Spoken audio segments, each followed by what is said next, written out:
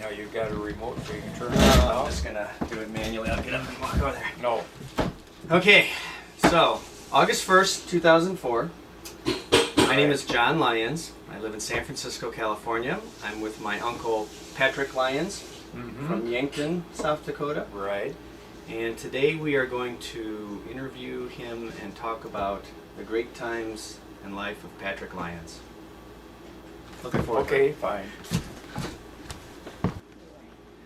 All right, well, let's begin. Pat, why don't you just briefly give some general information, your full name, date of birth, where you are in the family, if Patrick has any family significance or whatever. Okay, my name is Pat Lyons, and I was born November 8th, 1928.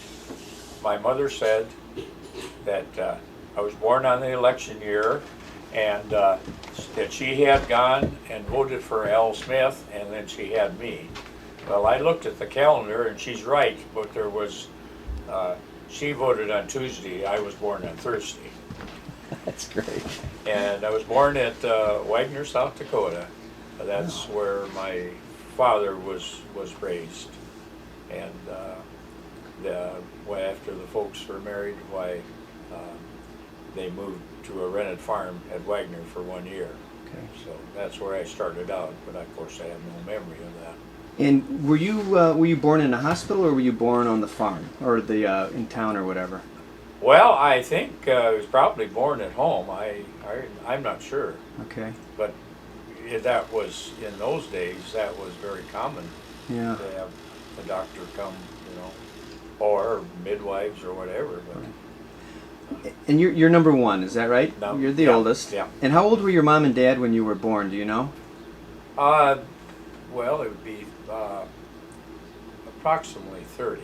30. Yeah. Okay. I was born in 28, and my dad was born in 1899, and my mother in 1898. So yeah, about 30 years. About 30 years. 30 years. Yeah. And so you came to Yankton when you were about 1 year old to a rented farm here, is that right? But Well, they moved to Utica, a town about 10 miles northwest of here, for 1 year, and then they purchased this farm, 120 acres in 1929, right before the crash. right.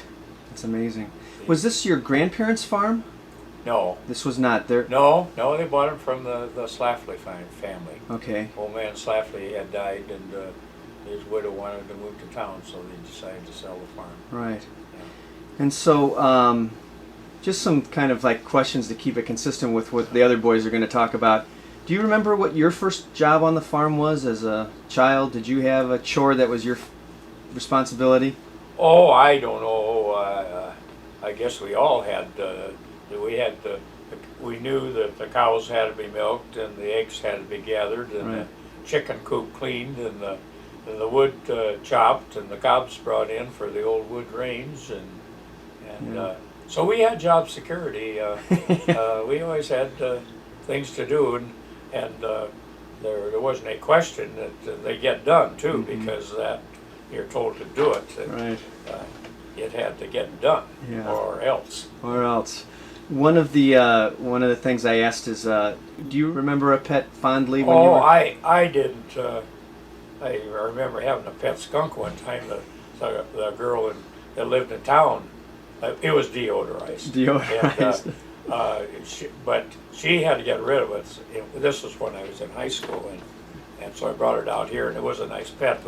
But the dog didn't know that it was a pet, so one day the dog encountered the skunk, and it was all over with. Is that right? Yeah. So the skunk lost? The skunk lost, yeah. Right. But there was, of course, always the cats and the dogs, Yeah. and Brother Frank, he liked pigeons. Yeah. He had quite a few pigeons, and I guess we probably had rabbits. Yeah. What was your recollection of? I know that when you were young, you obviously had horses on the farm, and we kind of talked about a transition to the tractor or tractors.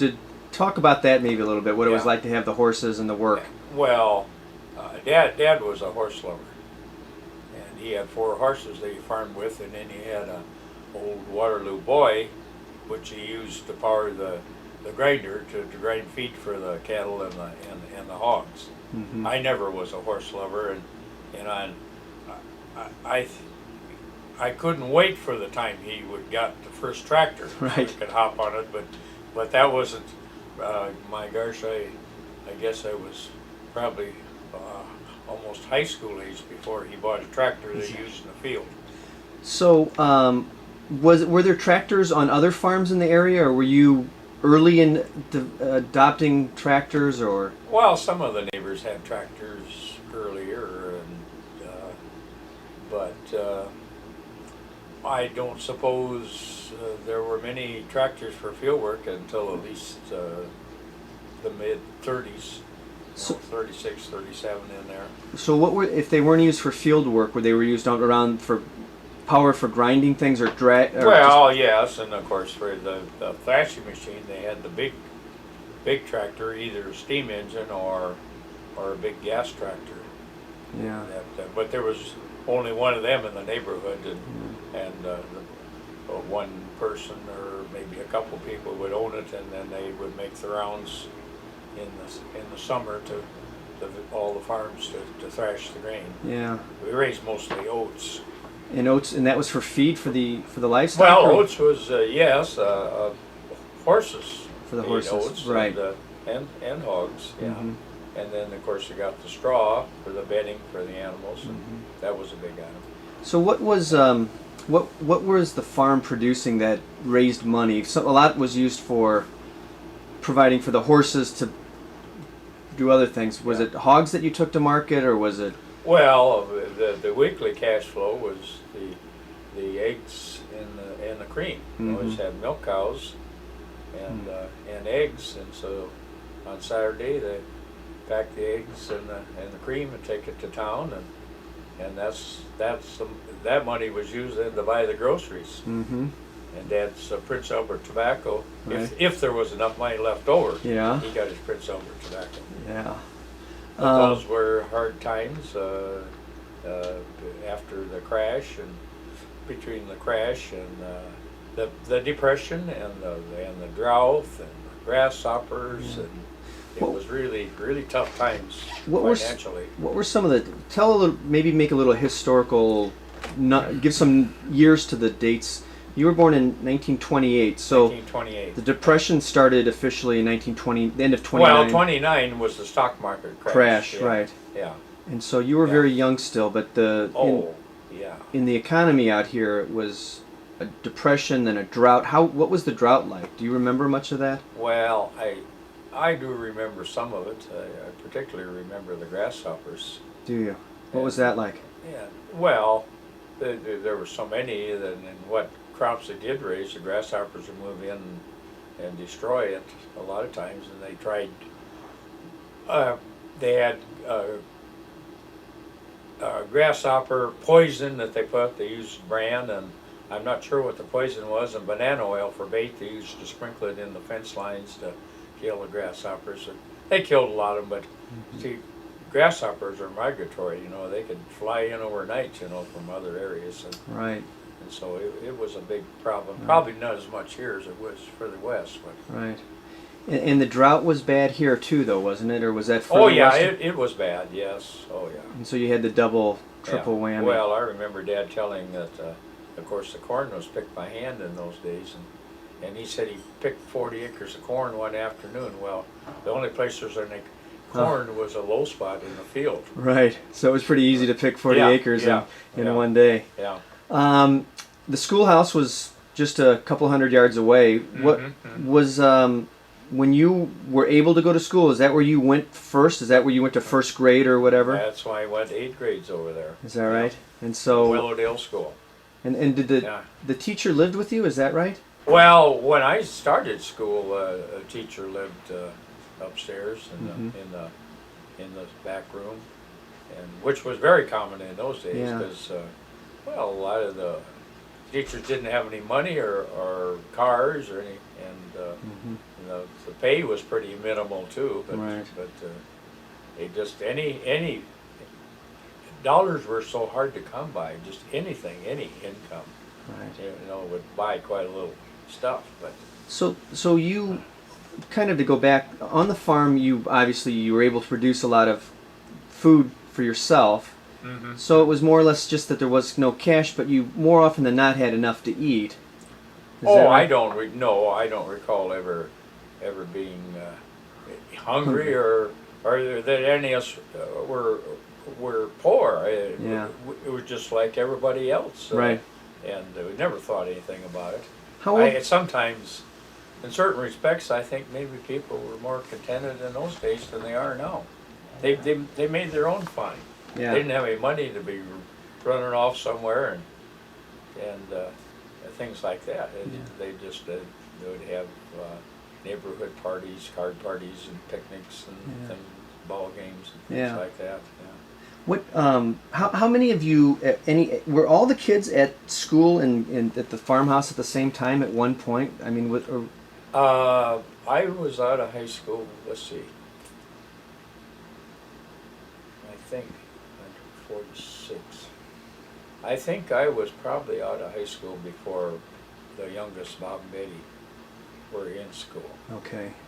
And I went 8 grades over here, and Brother Frank did, and Gene, but...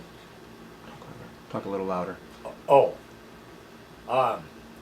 The three oldest graduated from Willowdale. Okay. Now the younger ones started over there, brothers and sister, and then they went to Sacred Heart School. Okay. Okay. And the farm is about 4 miles from the city, is that right? Or from Yankton? Right. So, in today's terms, going 4 miles is nothing. But to go into town was a pretty big deal back when you were a child, is that right? Or was it not so much? Well, there weren't any gravel roads, just dirt roads, and of course when it got wet it was just a quagmire. Sometimes you couldn't even get through them unless a team of horses was pulling the car. Right. And but he didn't. The car probably only went to town on weekends, Saturday to take the cream and eggs in and go to catechism, and then Sunday to go to church. That was about it. Yeah, that's good. Yeah. Well, I was going to ask you a little bit about the house rules, how your parents and you all acted, and obviously you all raised with good manners and good behavior most of the time. Was that your mom or your dad that you think was the influence, or was it kind of a team effort to kind of keep you guys in line? Well, I'm sure it was a team effort, but as far as a mother had been a school teacher, so if we misspelled a word, we found out very quickly that we had misspelled it, and we spelled it correctly. Right.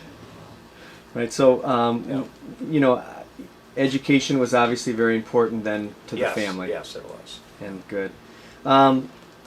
What about as you got a little older? Were there curfews that you had? Did you have, if you were driving into town for a weekend, did you have to be back at a certain time? Oh yes, I'm sure. When it got to the stage where we had a car, there's curfews. Not that they were always abided by, but I tell you one thing.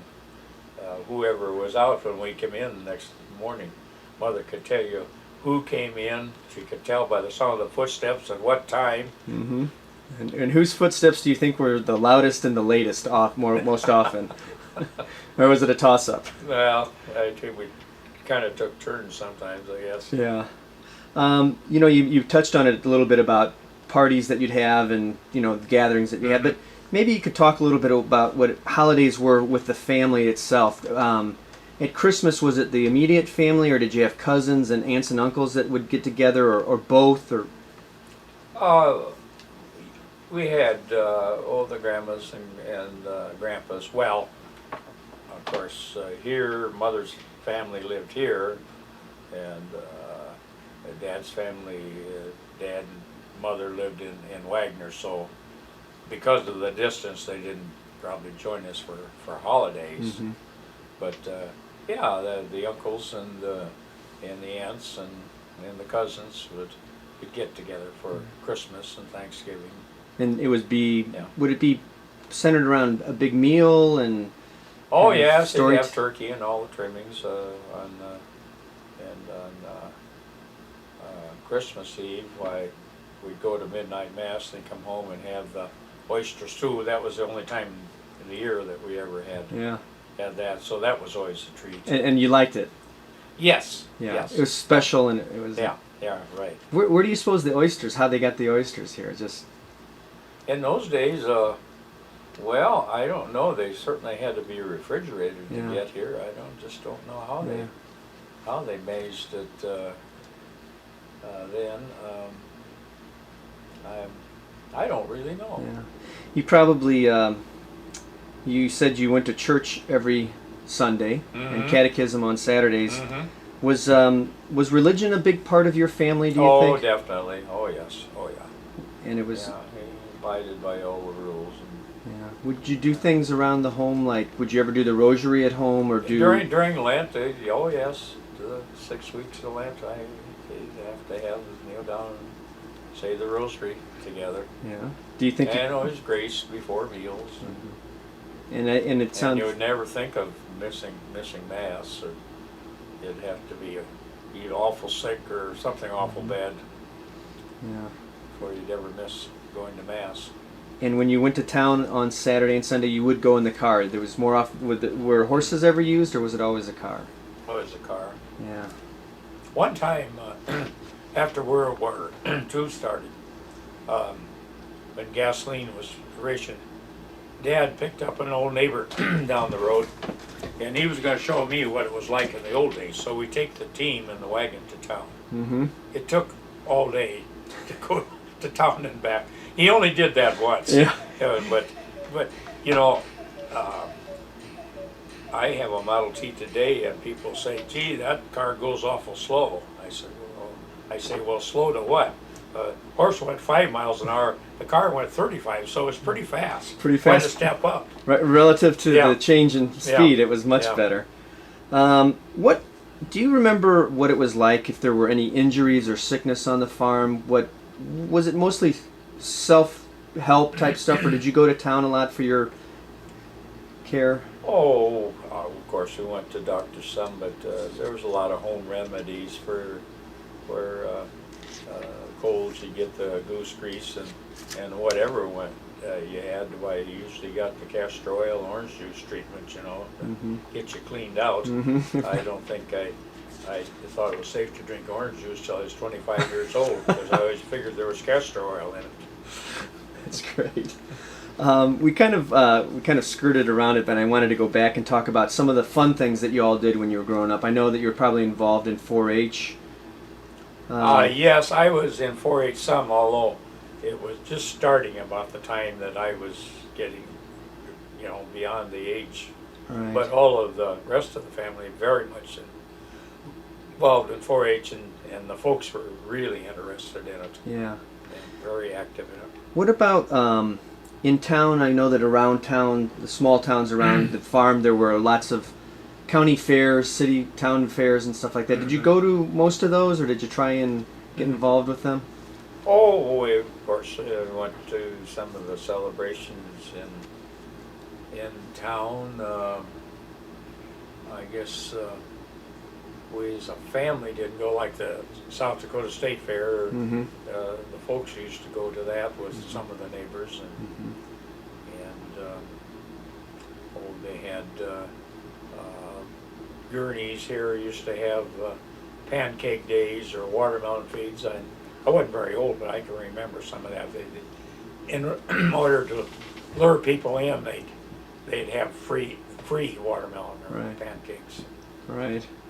I'm going to do this with all the brothers, and you don't have any time to think about it. You have to answer, and you can only answer one person, and this is the rank of brothers, how we rank them. So, who do you think was the strongest brother? Strongest? And there can only be one. You know, you're talking about physically? Physically strongest. Oh, gosh. And you can say yourself, too, if you want to. Yeah.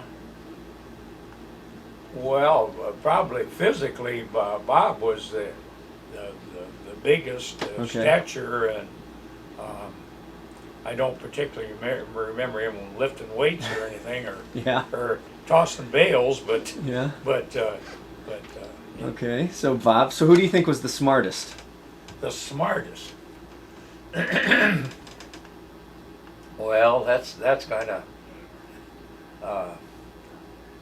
putting me on the spot. Well, that's the point of this. The smartest.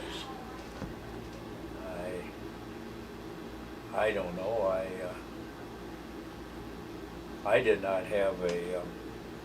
I went to college, but I didn't complete it because I was in the reserve. Well, one of the reasons I was in the reserve when the Vietnam War started, and I got called up. Mm-hmm.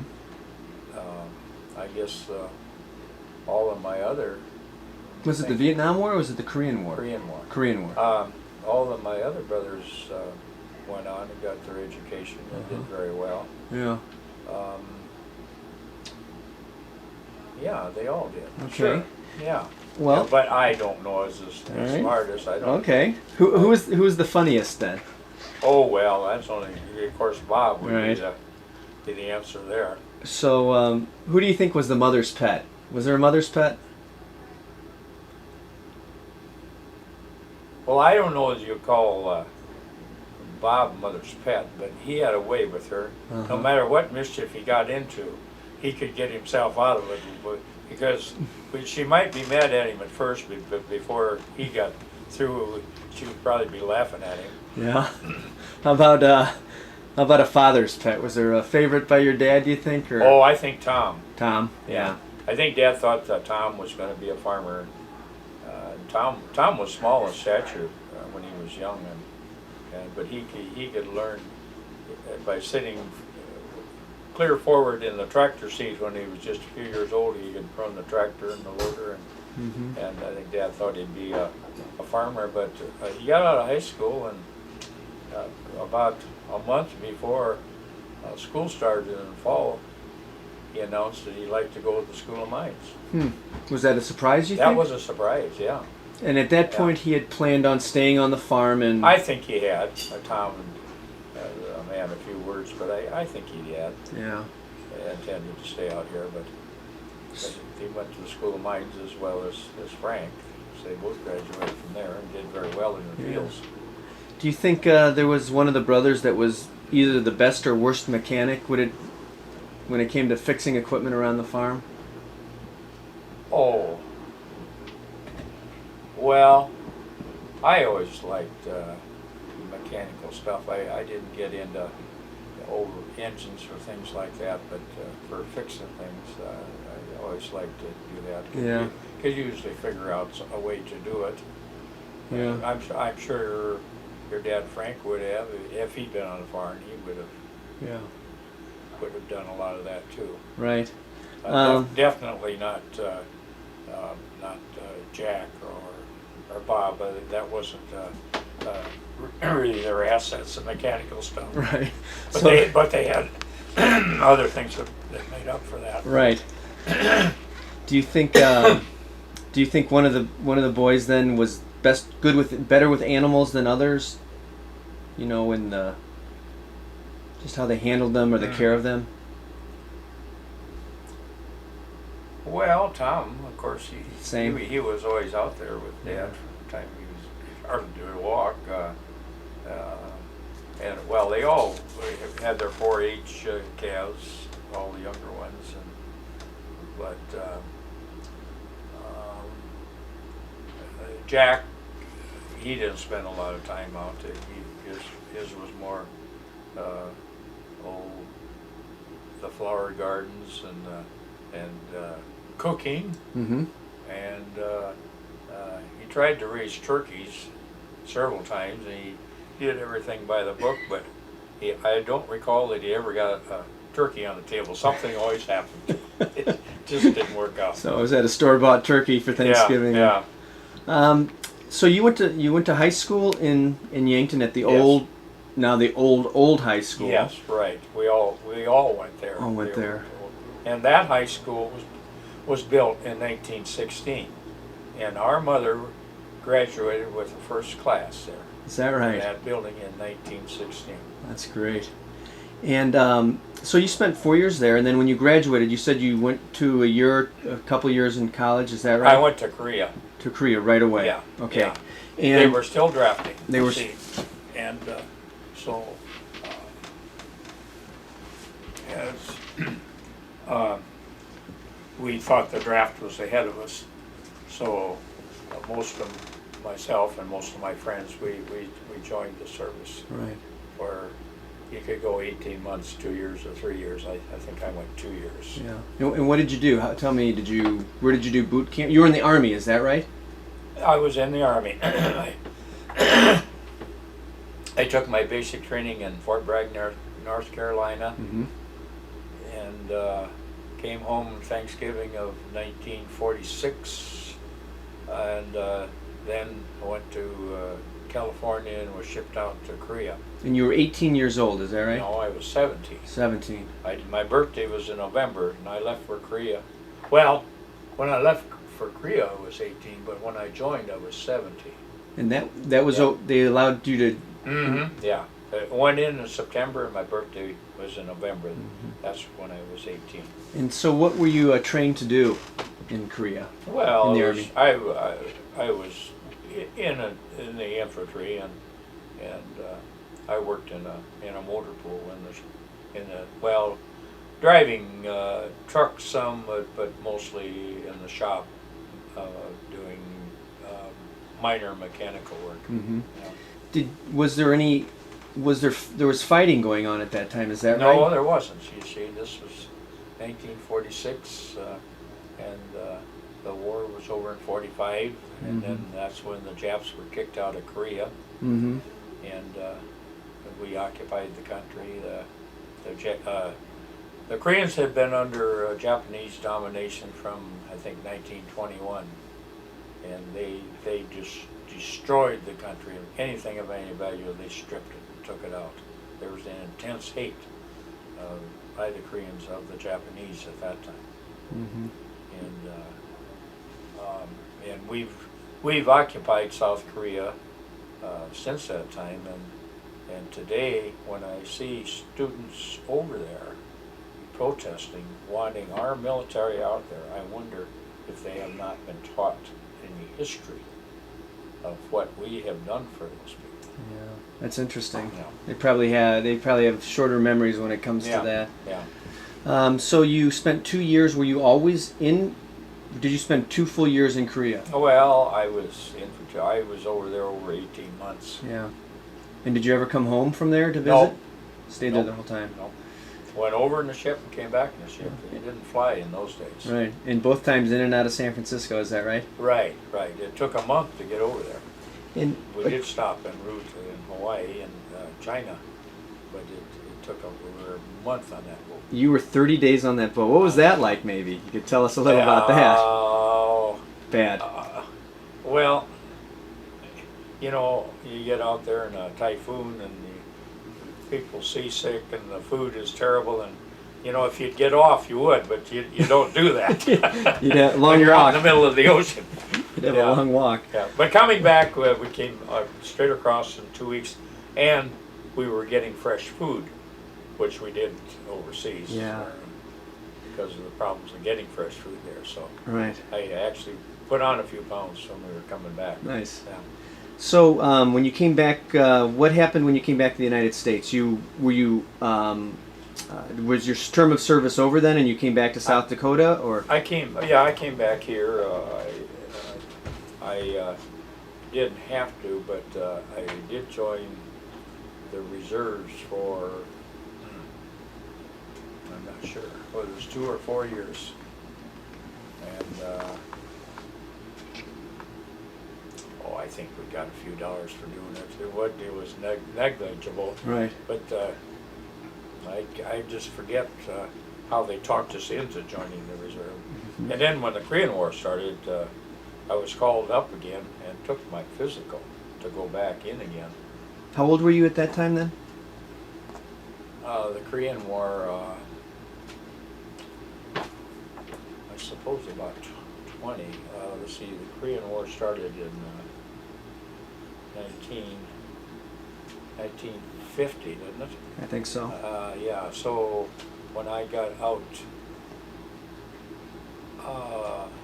after having been in Korea, I was 19 years old. Yeah. And so, yeah, and that was 1948.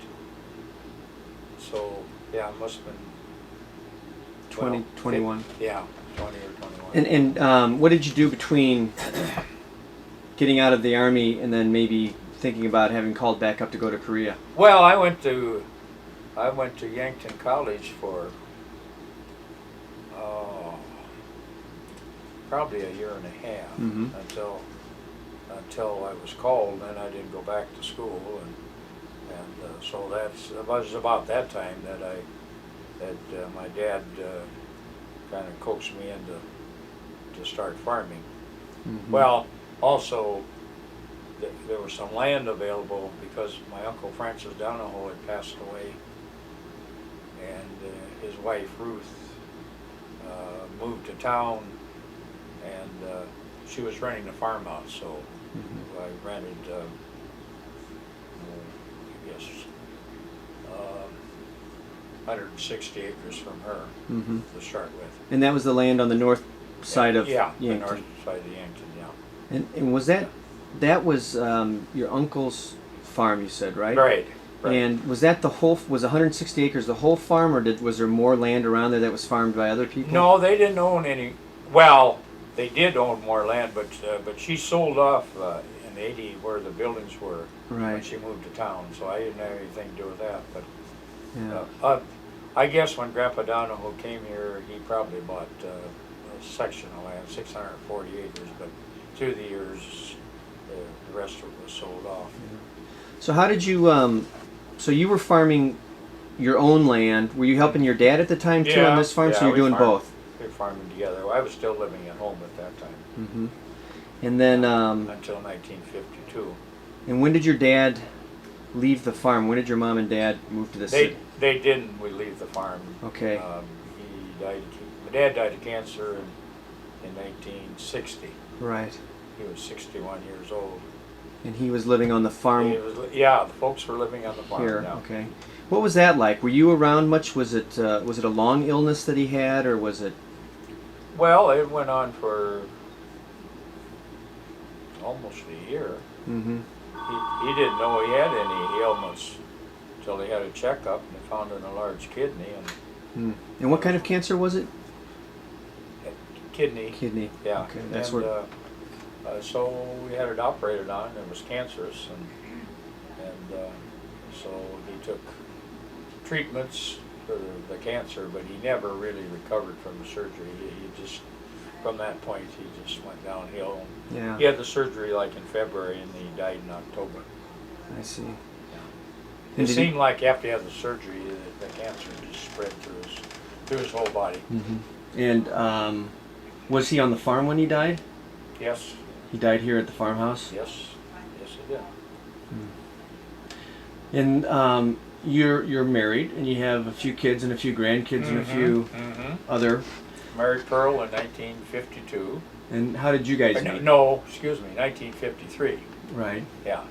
And tell us a little bit about how you met and how long you dated before you were married? Pearl she is from Clone. And how far is that from here? That's 140 miles west of here. That's a pretty long way, isn't it? Yeah. She came down here for nurse's training, and so that's how I met her. Yeah. Did you meet her through friends or? Well, I guess so, but mother likes to take credit for the story that she was in having a gallbladder operation, and she liked this nurse that was taking care of her, and she thought I should meet her. Well, unknown to her, I was dating another gal who happened to be a twin, and there was she was going to Mount Marty, some school dance coming up, something, and the gal I had been dating, she wanted to go to the dance with somebody else, and so she was a friend of Pearl's, so this was a blind date situation, so that's how we met. That's great. Yeah. Now, I suppose she could have had her her sister dated me, maybe I wouldn't have known the difference, but I think I would. They were identical twins in looks. That's great. So, so when you were married, did you live on the farm also, or did you live in? We lived on the farm. We rented Ruth Donahoe's little house, and since we were farming the land, that's Right. where we started. That's great. And then And we lived there until that was from 1953 until 1960 when Dad passed away, and Mother tried to stay out here in the farm, but she just couldn't do it. Yeah. And he died in October, so about Christmas time we moved down here, and then Mother moved in with Ann in the old Donahoe house in Yankton. Had Ann been living in that house for a long time? Yeah, she had. She lived there while the parents were living, and after they passed away, she got the house. She ran a business in Yankton. And what was that? A gift shop. A gift shop. Yeah. So it was cards and little things. Oh, cards and Fostoria glassware and dishes, things like that. And what was the age difference between your mother and Ann? About 10 years. Ann was older. Yeah. Ann never married. Right.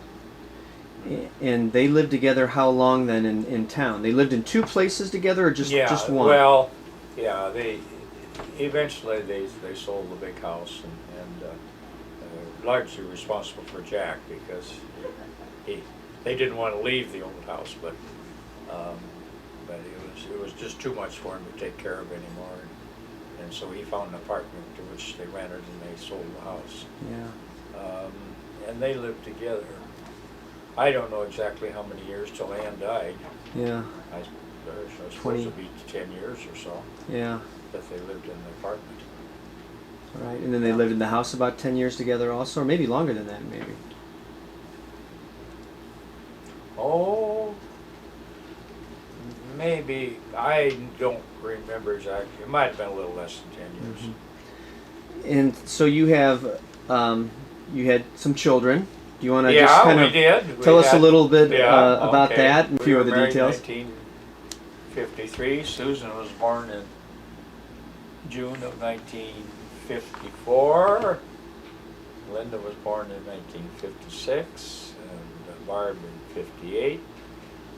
Kathy in 59. Mary in 1960, and Carol in 1963. So I do remember the years. Now I don't remember all the months and the days. All the birth dates. Yeah. And tell us a little bit about maybe if you have some thoughts on farming. Changed obviously a lot from when you began to when you finished. Well, it did, and it's changed a lot since I quit till now.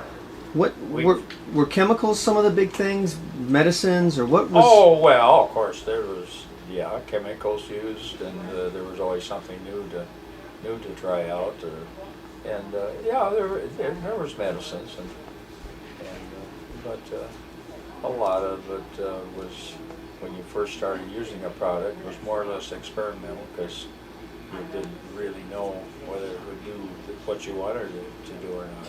Some did, some didn't. When you took over the farm, the livestock on the farm, it was chickens, and you still had some milk cows and some cattle and some hogs, I assume. And when I started farming, we did have some milk cows. We had no chickens. I didn't want anything to do with chickens. And why's that? Well, because that was part of our job security as kids, every day to gather the eggs, and Saturday clean the chicken coop, and then go out in the fall of the year when the first storm was coming and catch those chickens out of the trees and put them inside. And, so that was not one of my favorite things. So we never had chickens. But when I started, we still had cows, and milked them and sold the cream. Mm-hmm. But by the time we moved down here, there wasn't any of that. We might have had one cow to milk for our own use with all the little girls for milk. Yeah. Did you? How many acres were you farming when you took over the operation after your dad died? Were you still farming the Donahoe farm and the acreage down here? Yeah. And how big was that about? Oh, when I started down here, I suppose probably 700 or 800 acres. Mm-hmm. Yeah, and we got up to 1,600, I suppose, by the time I quit, which was fairly substantial in those days. But now that's 5,000 acres are on up, and there's still some smaller farms, but that's the trend. Yeah. Yeah, these $250,000 tractors and combines, you can't justify it on 80 acres of land. But relatively speaking, did you ever buy a new combine, or I mean, what was the price of a combine, let's say 20 or 30 years ago? 1946, I bought a combine with the heads for $46,000. Now that same combine with heads would be, I suppose, at least 300,000. That's amazing. Yeah. And you obviously raised cattle and hogs, and you calved a lot. So you raised them from babies. Well, we fed cattle, fattened them, and then later years we got into the cow-calf business, and we were in that for several years until the 80s came along, when interest rates got so terrible high, and then it would cost 20% to borrow the money on a cow. There was $100 a year interest, and that didn't work. Absolutely didn't work. It couldn't work. It didn't last long, but it was great for the people that take it in the coupons, but it didn't. There isn't many things that you can pay that much interest for and make a profit. No. So did you? So that was a disaster, and so that changed the picture a lot. We got out of the cow business at that time, and then there were some tough years after that. And the economy went bad. The land values dropped almost in half, and we had poor prices, and there was a lot of good operations that went under at that time. Some of them that shouldn't have gone under, but the banks got paranoid, and they kind of threw out the baby with the bathwater in some situations during those times. Were there some neighbors that happened to, or was it further away? Well, some people I know that happened to. I can't think of anybody in close proximity here that it happened, that they got sold out. But so why do you think, what was different about you? Why were you a little more frugal about how much money you borrowed, or were you just a little closer to the vest, or? Well, it was tough times for us. We were paying lots of interest, and it was costing $1,000 a day to keep this operation going, and in those times that was a lot of money. Keep everything going. So. Well, and you raised a lot. But we stuck it out, and of course we were buying land and making payments. We never missed a payment on the land,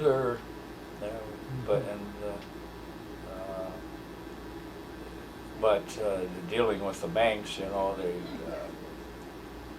when things started to go sour, why the bank examiners come in and they just destroyed so many good operations.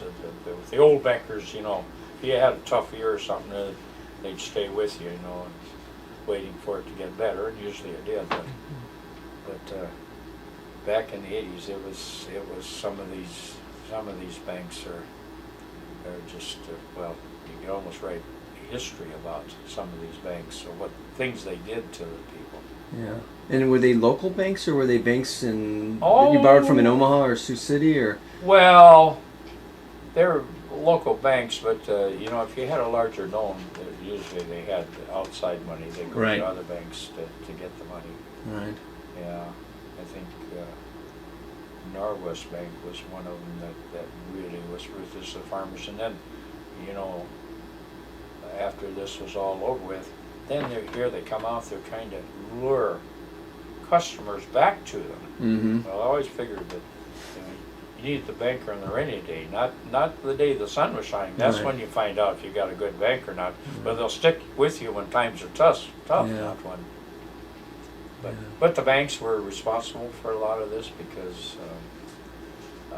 we had such strong inflation, and even the Federal Land Bank, they encouraged people, buy that farm next door, and you buy it this year, next year it's going to be worth so much more. Buy that combine, it's going to cost you more next year. Well, that came to a screaming halt when the interest rates went up. Yeah.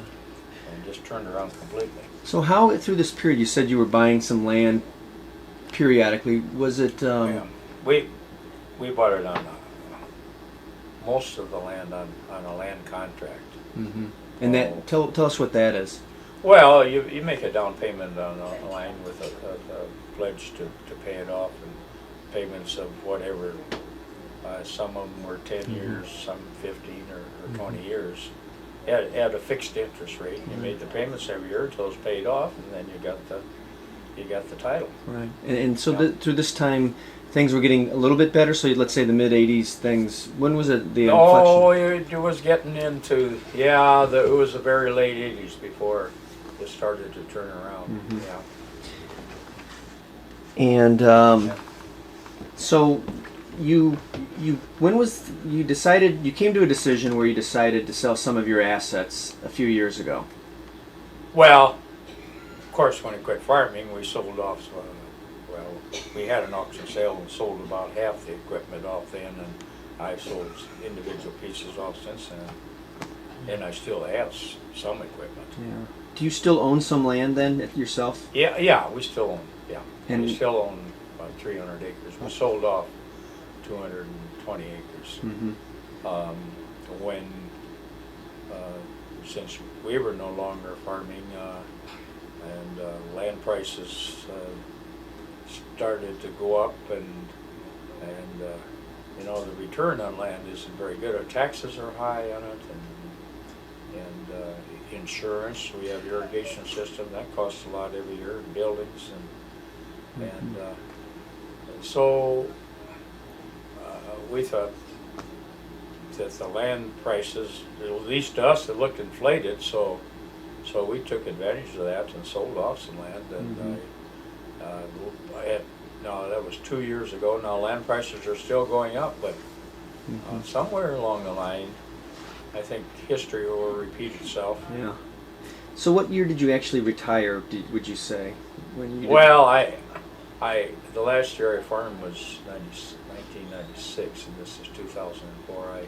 I farmed for a couple of years after I went on Social Security, but when you go on Social Security, if you make so much earned income, then you got to start paying back to Uncle Sam. So we're giving back about a third of our Social Security to Uncle Sam because they're farming. So I finally decided that's enough of that. So so you basically, when you were working full time, you'd go from sun up to sundown, and most of the time. Yeah, that's true. What was the transition like for you to be able to sit and have coffee until 8 o'clock in the morning, or how did you feel about that at first?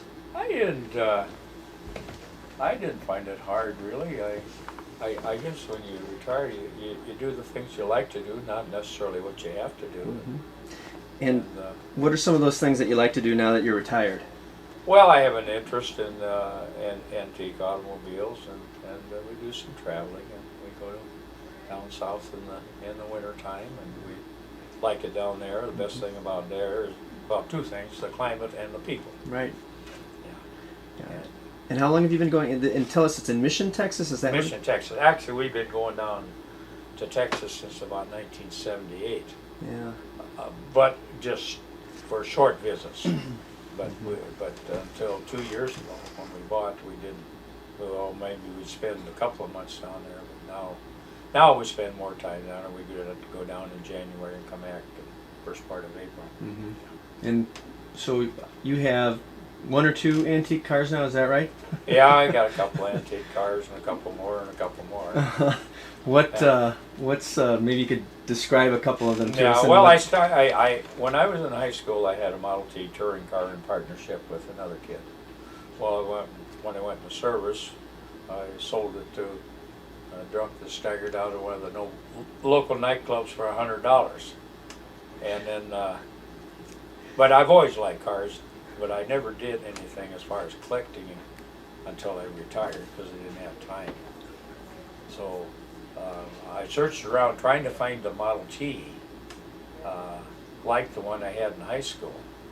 I searched actually for a couple of years, but it was through Brother Frank and his friend Craig Beek is where I finally found and bought the car. Mm-hmm. Now Craig, I don't think he was really wanting to sell this car, but actually he and Frank went somewhere in Illinois and looked at a car that I saw advertised, and they advised me not to buy that one. Mm-hmm.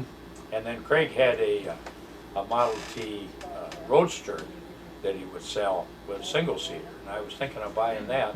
But he also had this touring car, the two-seater, and the Roadster with all little granddaughters I have. I decided for giving rides that Roadster single-seater wasn't big enough, so Craig finally decided to sell me the touring car, and then that was the first car, and then I got the Model A with the rumble seat, and two Chevy Impalas, and I got the '78 Mercury, which we bought new, and